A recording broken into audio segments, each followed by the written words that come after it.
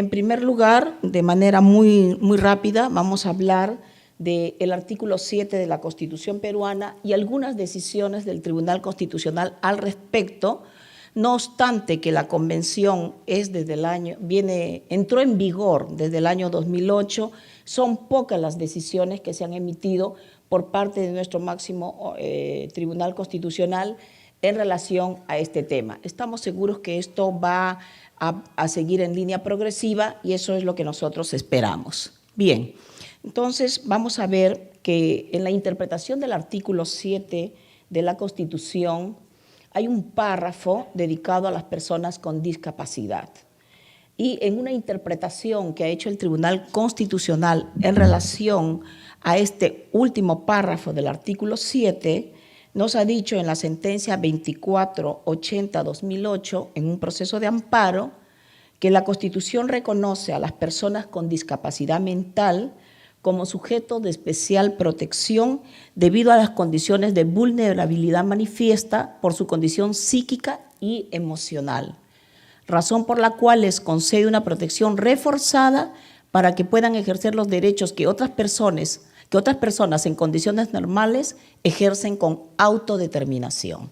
Como estamos viendo ya en este fallo, que es del año 2008, se estaba propugnando la tesis de que las personas con discapacidad tienen el derecho a la libre autodeterminación. Eso es fundamental para poder ejercer los derechos como una persona libre y con dignidad. Posteriormente, en la sentencia 2313 del 2009, vuelve a conocer otro fallo, donde ustedes lo van a leer. Habla de que la discapacidad mental no es sinónimo prima facie de incapacidad para tomar decisiones. Estas personas, si bien suelen tener dificultades para decidir o comunicar tales decisiones, estas deben ser tomadas en cuenta, puesto que ello es una manifestación de su autodeterminación y, en primera instancia, de su dignidad. O sea, volvemos con lo mismo de que el tribunal ya en el año 2009 está reconociendo también esta condición esencial que tiene el ser humano de autodeterminarse para poder vivir en libertad. Sin embargo, vamos a ver nosotros que ya el tiempo ha pasado, 2009, va a haber unos fallos anteriores, pero este es muy importante, no sé si le habrán hablado de ellos en el transcurso de las exposiciones, pero viene la sentencia, la 2437 ya 2013, proceso de amparo. Este es un caso muy conocido que ustedes recordarán, sobre el impedimento que había establecido el local comercial Plaza Vea para que las personas que tienen dificultades visuales pudieran entrar con sus perros lazarillos, ¿no? Entonces, en esta sentencia lo que interesa es que el tribunal ya va a vincular el artículo 2.2, que establece el derecho a no ser discriminado por razón de ningún tipo en la Constitución, y el 7 al que nos habíamos referido hace un momento, establece que se declara la obligación estatal de garantizar a personas con discapacidad el respeto a su dignidad y un régimen legal de protección especial que no se circunscribe a medidas de asistencia sanitaria, sino comprende el deber de establecer ajustes razonables, orientados a promover condiciones necesarias que permitan eliminar las exclusiones de las que históricamente han sido víctimas. Bien, este es un gran avance en la jurisprudencia del Tribunal Constitucional.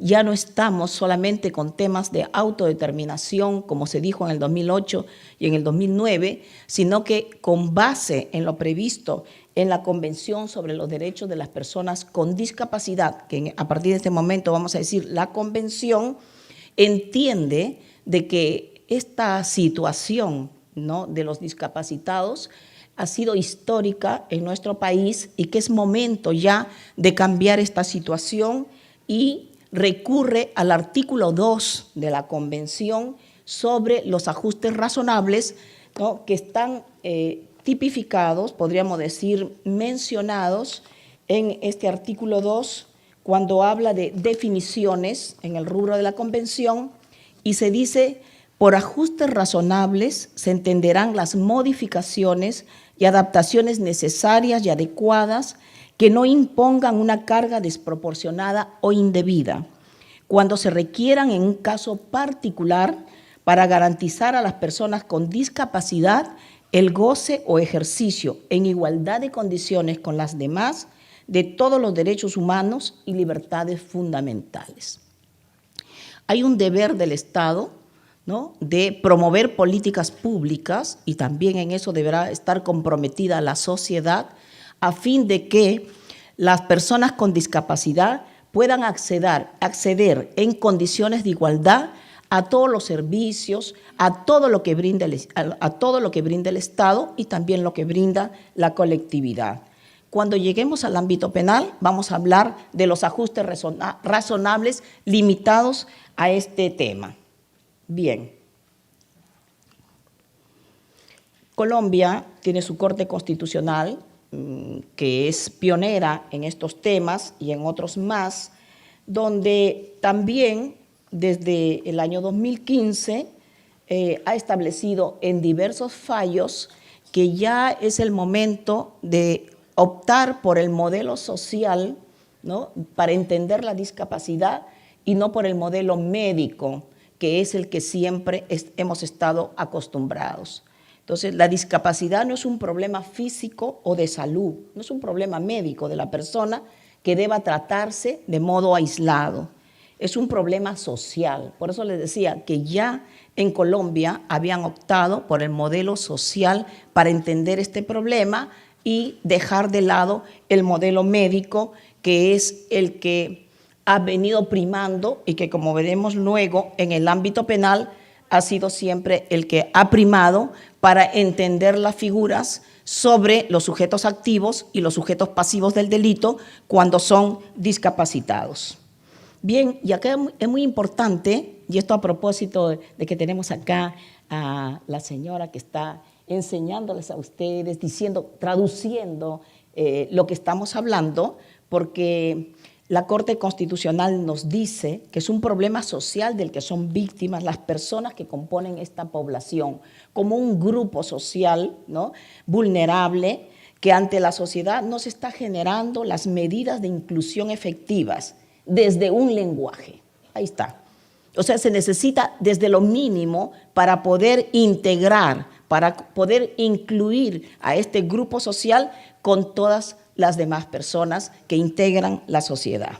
Bien, entonces esta sentencia, la C-458, ya del año 2015, es de especial relevancia, dictada por la Corte Constitucional de Colombia. Dicho esto, que es una cosa muy rápida en atención al tiempo que disponemos, la convención, ya saben ustedes, está vigente desde el 3 de mayo del 2008, contiene un listado de principios, quizás uno de los más conocidos sea el de la accesibilidad, que propone que las personas con discapacidad puedan acceder a los distintos servicios, y ustedes lo estarán viendo, rampas, otorgamiento de becas, bonos para trabajar en los centros laborales, bonos, puntajes para poder acceder a concursos públicos, etcétera. Bien, pero dentro de esos, y que lo que guarda conexión con lo que es objeto de la ponencia, estamos viendo el 3, el 12, el 23, el 25. El 3 está referido a la libertad, ¿no?, de tomar las propias decisiones.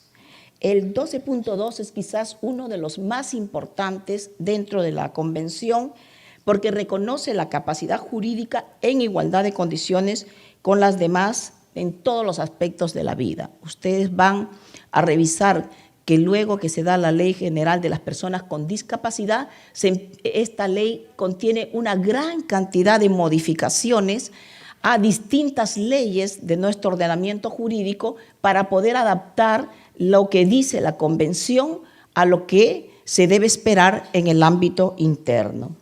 El derecho a casarse y fundar una familia sobre la base del consentimiento, porque todo lo que tenga que ver con personas que tienen discapacidad, especialmente los relacionados a enfermedad mental o, como le llaman también, retardos leves o moderados, tiene que, para poder efectuar esta línea de análisis, tener en consideración de que el consentimiento que van a otorgar sea un consentimiento válido. Bien, también tendrán derecho a decidir el número de hijos que quieren tener, mantener o no su fertilidad, accediendo a los métodos de reproducción asistida o no, el derecho a la salud, que incluye programas de atención, incluso en el ámbito de la salud sexual y reproductiva. Bien, entonces vemos que esto significa un gran adelanto en relación a lo que es el tema de las personas con discapacidad. Hay muchos más artículos, por supuesto, ya seguramente otros expositores que han venido han estado abordando estos temas. Bien, pero en lo que nos corresponde ahora sobre qué dice la Convención sobre los derechos de las personas con discapacidad en el ámbito penal, vamos a ver que son 3 artículos los que se refieren a ello y vamos a abordar el 14 y el 16. El 14 está referido a las personas discapacitadas como sujetos activos del delito. Como todo tratado, como todo convenio, la Convención tiene su órgano que interpreta las disposiciones de la Convención y es el comité, su respectivo comité. Y este comité está recién llevando a cabo algunas decisiones en relación a la Convención. Y esto lo vamos a ver ahora ya cuando se trate el tema de los ajustes razonables. ¿Qué pasa? Que el artículo 14, ¿no?, que se refiere a las personas con discapacidad como sujetos activos del delito, establece que tienen derecho a la libertad y seguridad personal. Bueno, como toda persona, ¿no es cierto?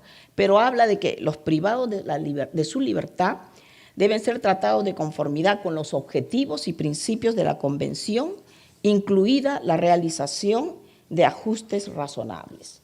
Quizás la compañera de México va a abordar este punto, ¿no es cierto? Porque ella me ha dicho que va a abordar el tema de la Convención sobre el tema del ámbito penal y ahí es donde se trabaja el tema de los ajustes razonables. Miren,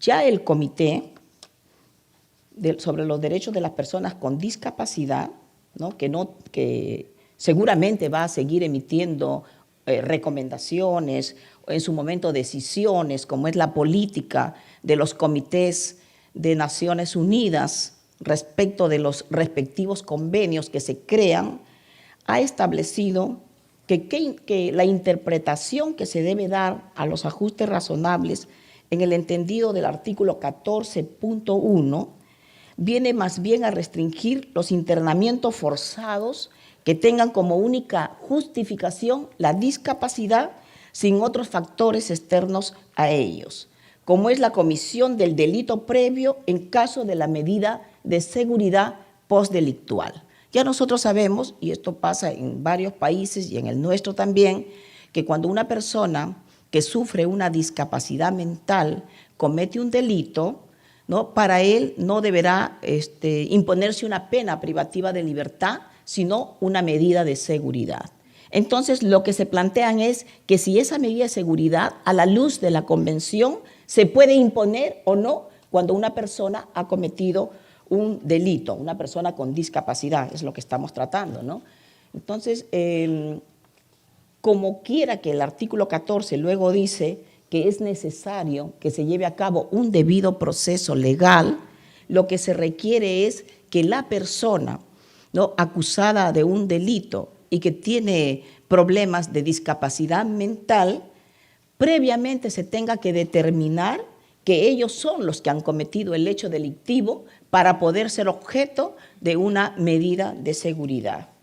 Y en ese sentido, interpretando el 14.2 de la Convención, en un caso de Argentina, ya el comité ha tenido la oportunidad de pronunciarse, porque en este país, cuando va a constatar que la persona que está sometida a proceso no tiene la capacidad para comprender sus actos o la posibilidad de dirigirse conforme a su sentido, va a dictar un auto mediante el cual finaliza la investigación penal y dispone la medida de seguridad de internamiento por tiempo indeterminado. Esta situación no ocurre en el país, porque en el país tiene que tener un plazo y se establece el deber del juez de estar determinando cómo va avanzando este tema de una persona que ha cometido un delito siendo un inimputable. Bueno, lo dice el código, pero en realidad muchos de nosotros que somos jueces sabemos que en el fondo a veces ni se cumple, porque cuando se dicta una medida de seguridad, y que nos contestan los hospitales, que no tienen la capacidad para atender a las personas con discapacidad mental y por lo tanto tienen que estar en las prisiones, y eso es realmente grave y un atentado contra lo que dice la propia convención.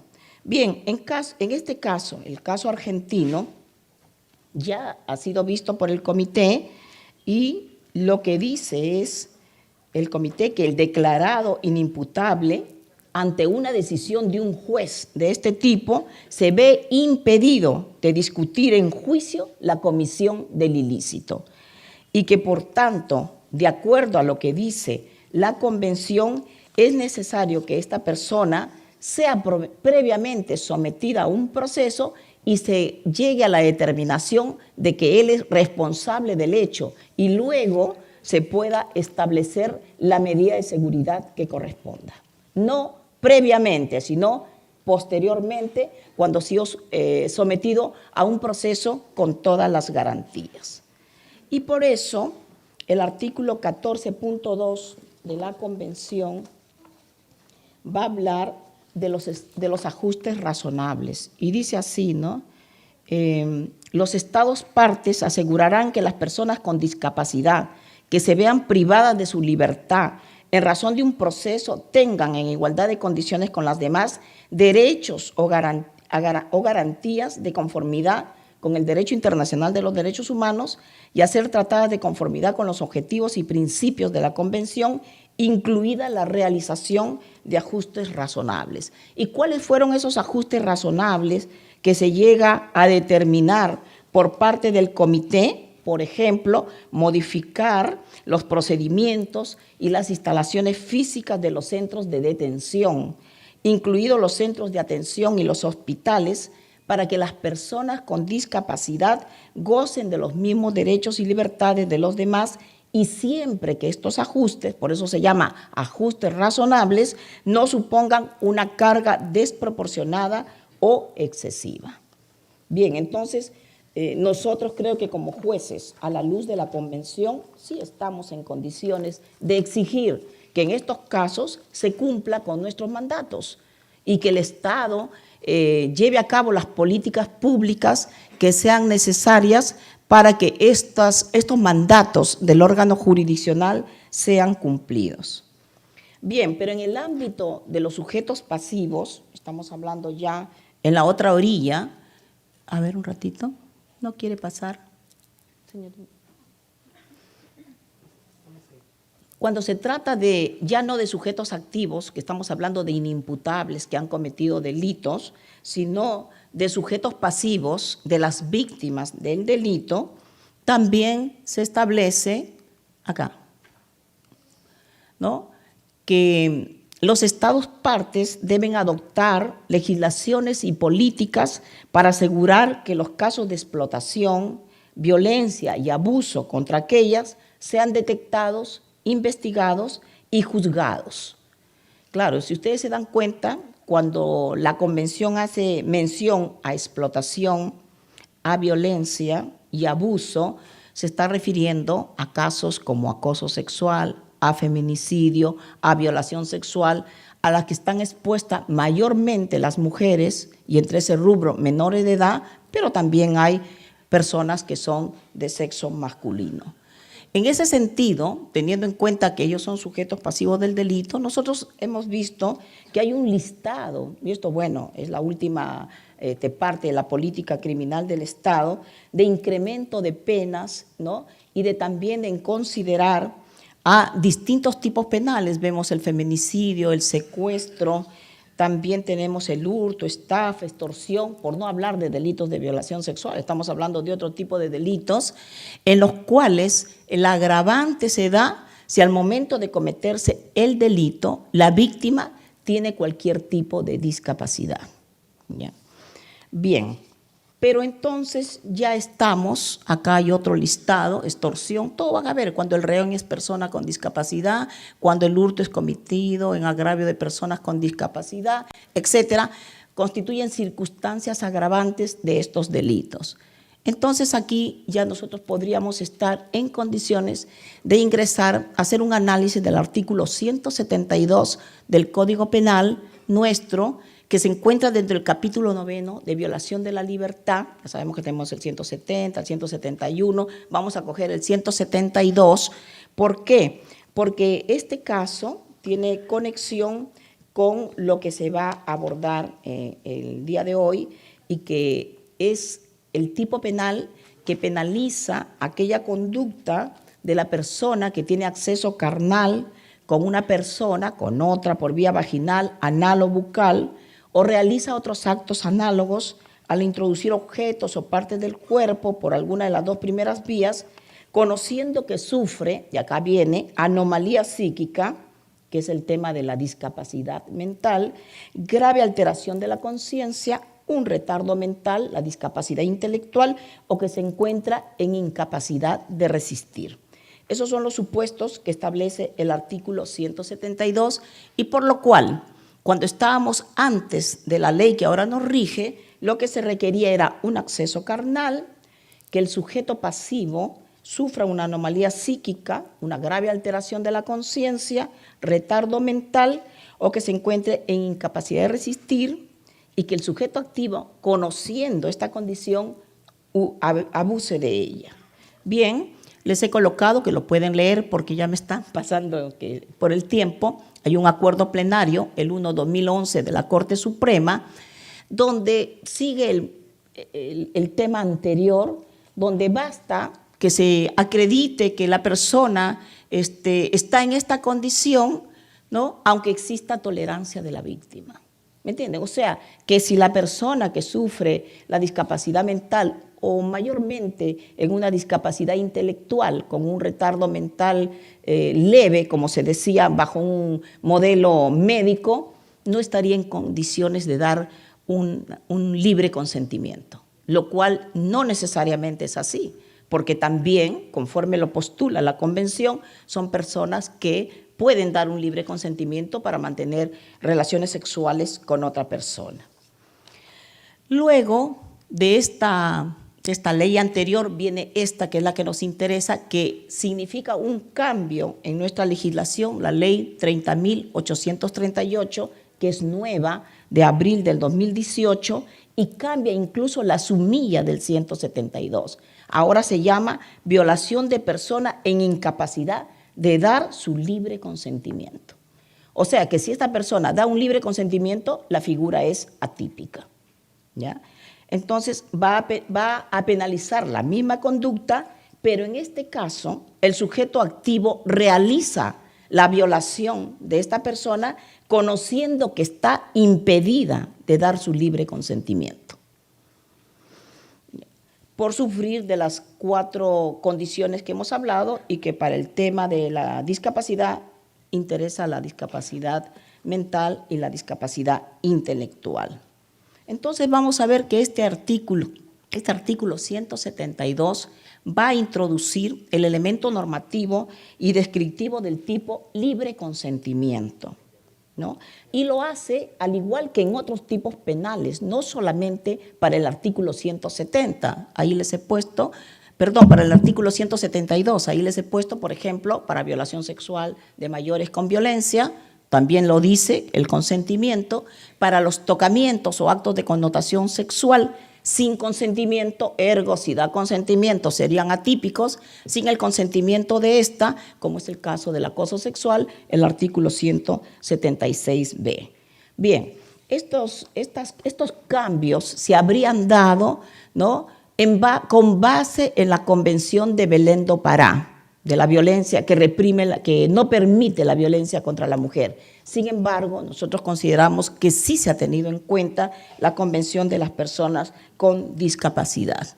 Bien, entonces, ahora, ahí lo tienen, que si la víctima no puede autodeterminarse por su discapacidad psicosocial o intelectual, entonces no es posible que brinde su libre consentimiento. ¿A quién corresponde determinar esto en un proceso penal? Por supuesto que al fiscal, que será asistido de los peritos correspondientes para que pueda el juez tener mayores argumentos y decidir en su momento, ¿no? Porque lo que estamos viendo a raíz de lo que está ocurriendo luego de que la convención es ratificada por el Estado peruano, es que lamentablemente nuestra legislación no ha cambiado en los términos, pero sí en el sentido. Seguimos hablando de retardo mental, por ejemplo, cuando deberíamos decir discapacidad intelectual, y estábamos hablando de lo muy importante que es el uso del lenguaje adecuado. Bien, ¿qué aspectos positivos nos trae la ley 30.838? ¿No?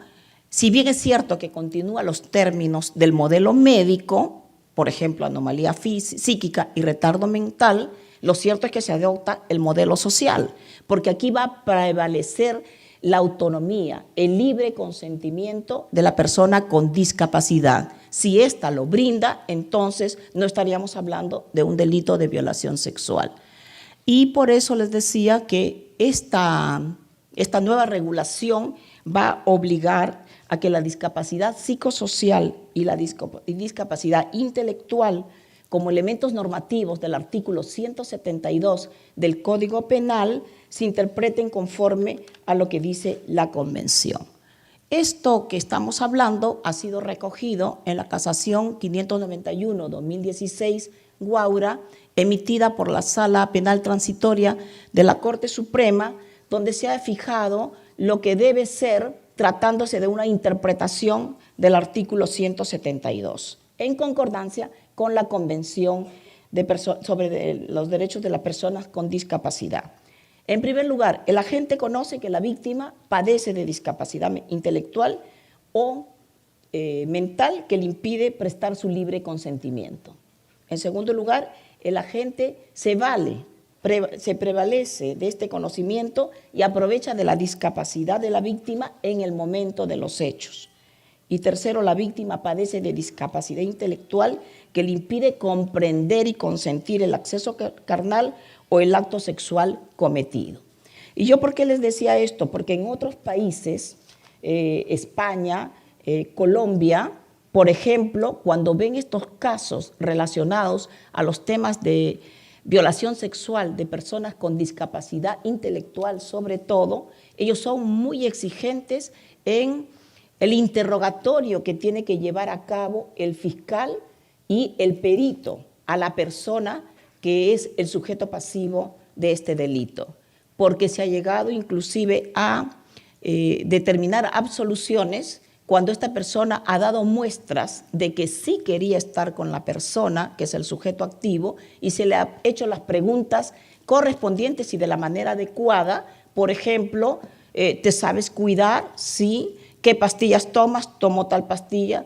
¿Sabes lo que significa relaciones sexuales? Sí, yo sé qué significa relaciones sexuales. ¿Sabes cómo te debes cuidar? Sí, mi madre me ha enseñado. Entonces, esta persona no podríamos colocarla en un nivel de que no puede comprender y consentir válidamente el mantener relaciones sexuales. Bien, eso es todo. Muchas gracias.